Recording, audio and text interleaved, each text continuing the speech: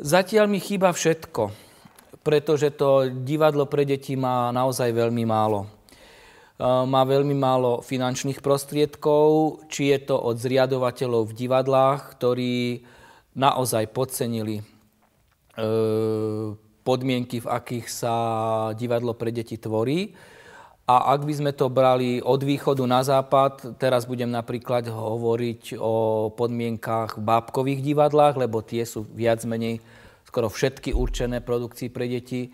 Či sú to Košice, Banská Bystrica, Žilina, Nitra, nikto nemá na adekvátnu umeleckú produkciu, na život svojich súborov, na vznik inscenácií, nehovoriac o dielenskom zázemí.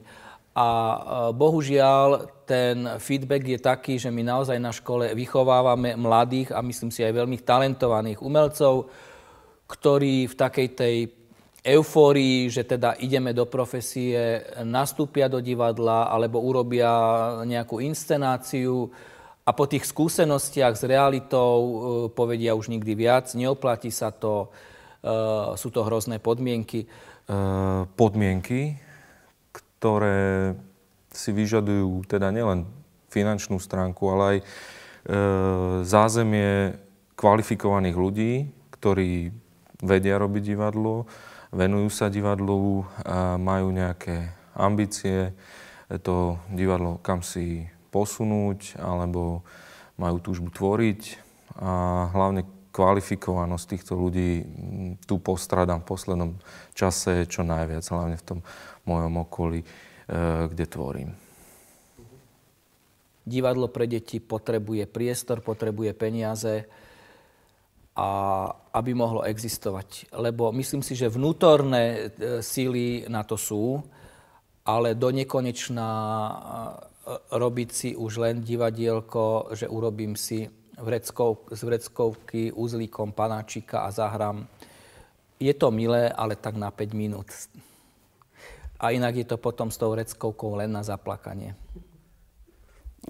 V poslednej dobe Staré divadlo Karola Spišaka v Nitre funguje v kľude, v miery.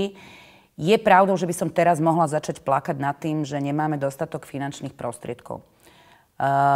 Je to samozrejme to najjednoduchšie, čo by som v tejto chvíli mohla urobiť.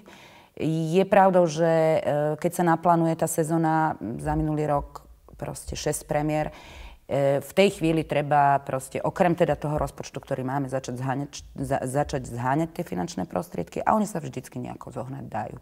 Ide o to, že človek chce a človek zoženie tie peniaze a ja naozaj proste teraz táto odpoveď na túto otázku ja nemám čo povedať.